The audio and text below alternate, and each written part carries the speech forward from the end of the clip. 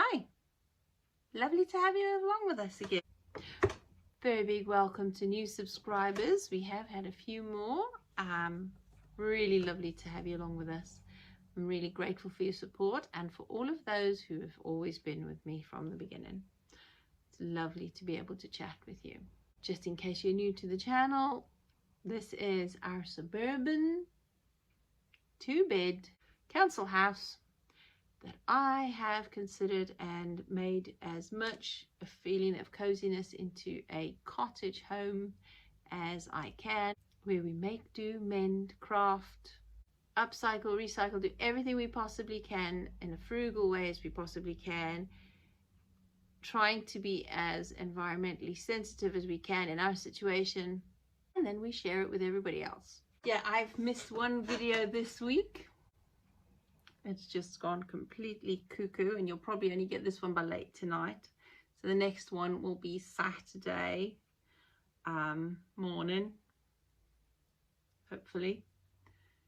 I'm not going to go into the details. Been totally crazy busy, especially with dealing with that whole big harvest. We did a big forage of acorns and chestnuts, and so we've been dealing with all of those. I'll be showing you now what we've done with them. The acorns, you've seen us do that, what we've done with that before, but the chestnut, half of it has been frozen, and this is what happened when I dehydrated them. It dried into chunks. It's not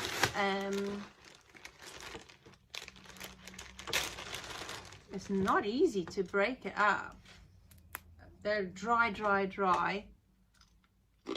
not very hard crackers, but I can reconstitute that to use as a paste in anything else. Bone dry, so I'll keep it in the freezer, because I do not want any nuts going, moist and go moldy, and that is not good. But that's quite a lot. That's not quite a kilo, because I used quite a few frozen. This is what was left that I put in the dehydrator. So that is a good dry storage one, but I've run out of jars. I have no jars left, so I've had to revert to horrible mean plastic. I've got nothing left to store it in. Not airtight anyway. So what if you're just not a foragey person? You don't like foraging? Well, you can still get your bags, your nets of fresh chestnuts, though this bag alone costs £3. £3 for just this bag. And I got 2.5 kilograms. And how much was in here? There was 400 grams. So 400 grams for £3. So I've made quite a saving foraging my own. Yeah, I think it's worth foraging for me. But if you can't or don't like foraging, you can still get them if you really love your chestnuts. Also, especially thinking about the energy crisis this year, you can buy them ready cooked. These are whole chestnuts, cooked whole chestnuts. Ready to go. You can also get the pouches of the puree if you wanted to use the puree, and you can get tins of puree as well. So you can still get your chestnuts, but they are quite expensive. I mean, we've got way more than all of this put together for absolutely free, money-wise. Not free on effort, but free on money. Totally. And I've, so we had some of the fresh ones last night that I tossed in, the whole ones that I tossed in some seasonings and flowers, and then cooked them off in the pan a little, because obviously they're already cooked, and then served that with some veggies, and it was so yummy.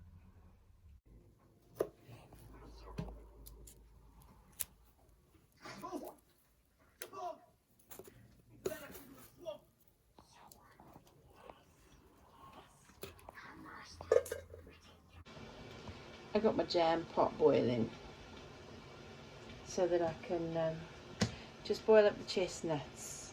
When they're cooked, I can mash them up into a pulp, a puree, and then I can dehydrate them into a powder.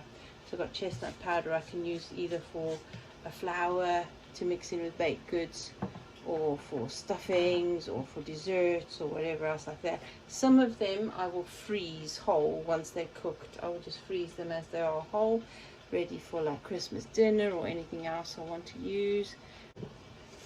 The last lot of acorns, that was exactly 1 kilogram that we dehydrated. You saw me doing all that in the last video, and that is now ready for roasting or grinding.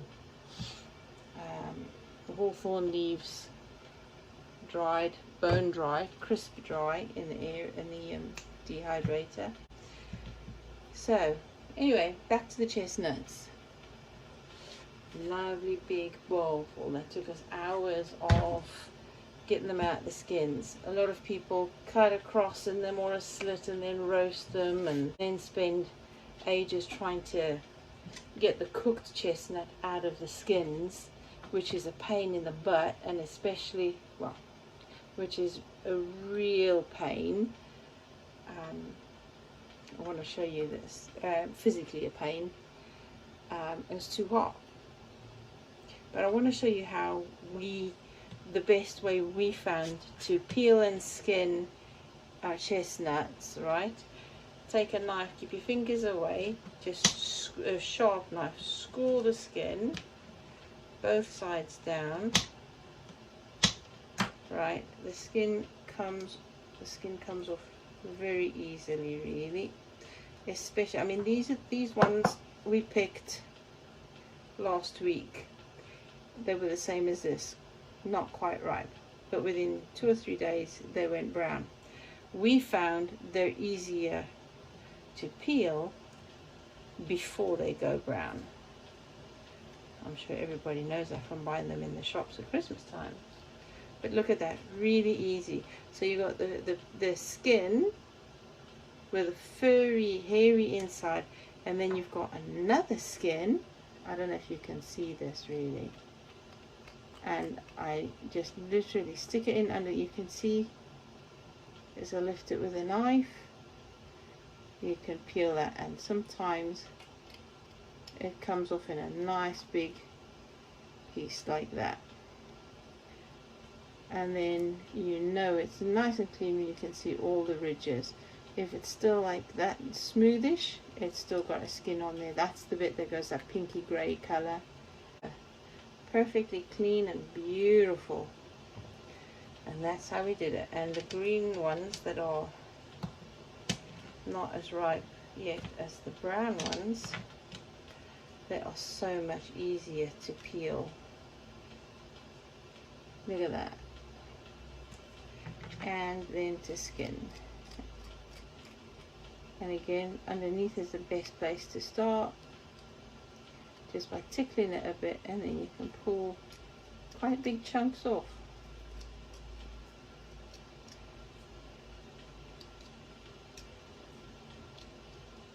Why do jam pots take so long to boil? And we had quite a good production line going. You sometimes see in this little ridge, you can just peel this bit off and you can see where the skin is more clearly, and it makes it easier to see where you've got to go, especially underneath. Look at that, just comes off like that. And that pink bit, that's fine, I think. I am sure it's not killed us yet over the years. The acorns, a very different job. Do not use a knife. We didn't use a knife. We found it was too dangerous. So what we did, pair of secateurs, we top and tailed it, both ends, and then used the thicker part of the secateurs to rest on the top as a rest, and then on the bottom, just very gently scored the skin, not all the way through. And then you just peel that off and then skin it, because it's that skin that also has more tannins in. So we skinned it with a blade of the secateurs best that we can. It was easier with the ones we had yesterday because they weren't as mature as this one. For the first 3 or 4 rinsings and setters, they were really dark, and already it's getting much clearer. So I think the more often you rinse and wash and then soak, the quicker the leaching happens. So I'll pour this water off in a minute and I'll get it clean water in again, and it'll soak overnight, and then that'll be the second day. So again, just like the last batch, the more often you do that, the quicker the leaching finishes, and you know it's finished leaching when the water is clear, and if you try nibble on a bit, there's no bitterness at all, then you know the leaching is done. So this will be poured off in a bit. It's still a little bit murky. Another 2 days, so by Thursday night it'll be done, and I can get it in the dehydrator and dry it all for Friday. This is really hot. I do not want to splash myself with hot water. I think I better keep some to chop up raw. That's going to be chopped up raw. Not skinned? Skinned.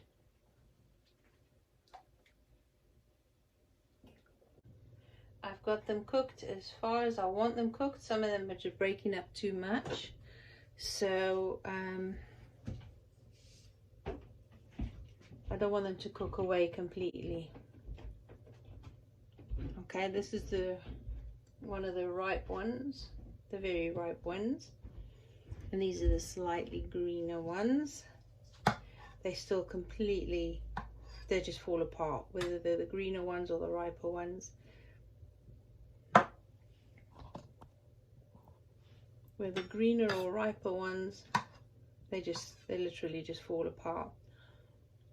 Perfectly starchy still, plenty of flavour. That is good. Love it.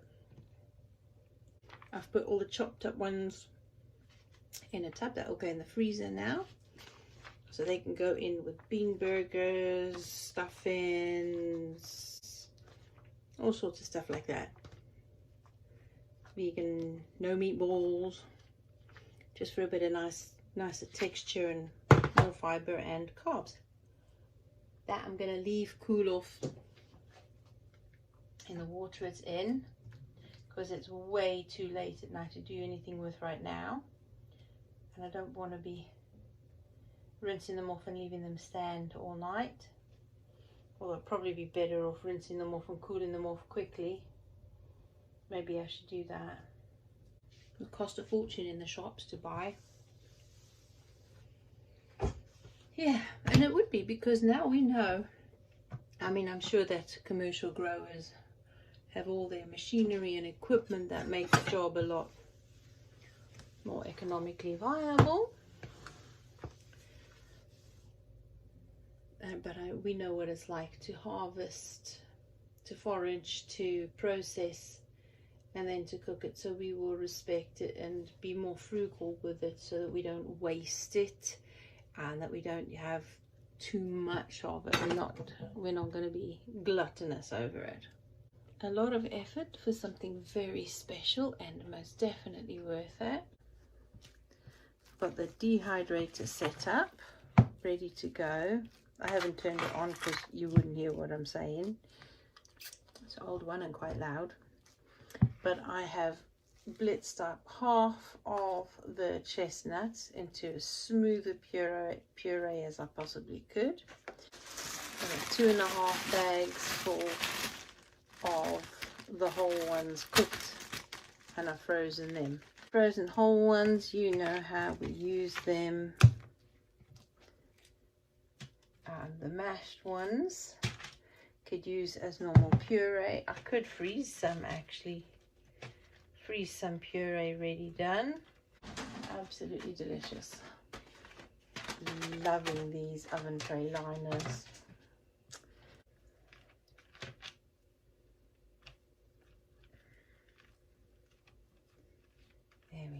absolutely nothing added at all, just the cooked. Oh, I've added in some cool boiled water just to thin it out a little while I was blending it, but that's it, nothing else. No sugar, no salt, no oil, no nothing. Just the chestnuts cooked up and blended with a tiny bit of boiled water, cooled boiled water.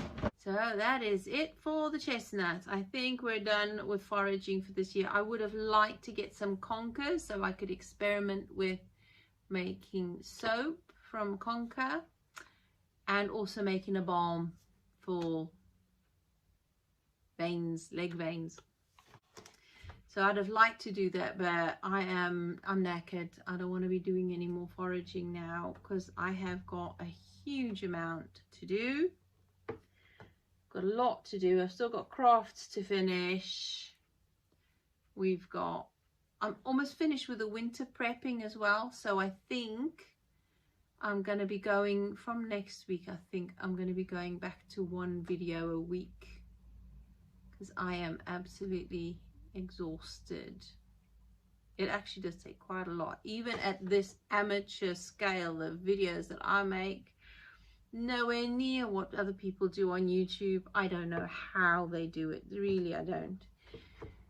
But you know, even at this amateur kind of scale of my videos, it still takes a lot of hours just to do one.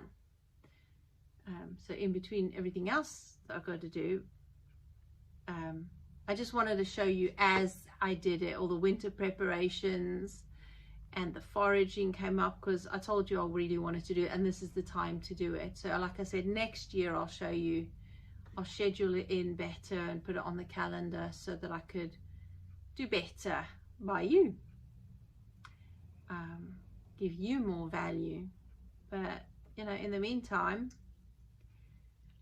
I'm not sharing the stuff I do to encourage you to do that as well. I'm just sharing what we do so that you could be encouraged to do what you like. It doesn't have to be foraging, it can be anything. It doesn't even have to be homesteading, although I'm sure that it would be most people who watch this, watch my videos, have got some kind of interest in either the crafting or the homemaking or the gardening or the self-reliance bits. So I hope there's something in there for everybody, but that is how that's what we do here. A bit of everything. That's why I've structured it 4 weeks video schedule. And in the description box underneath, I always write a little bit about the video that I didn't get in the video. I always put the video schedule in, which is always the same, but if you have been looking, you'll have noticed at the bottom of what I write in the description box with the video schedule in for the month, I'll be starting my podcasts in January. I'm preparing for those and I'm writing plans and all sorts of getting structures ready and, you know, series and episodes ready for podcasting from January.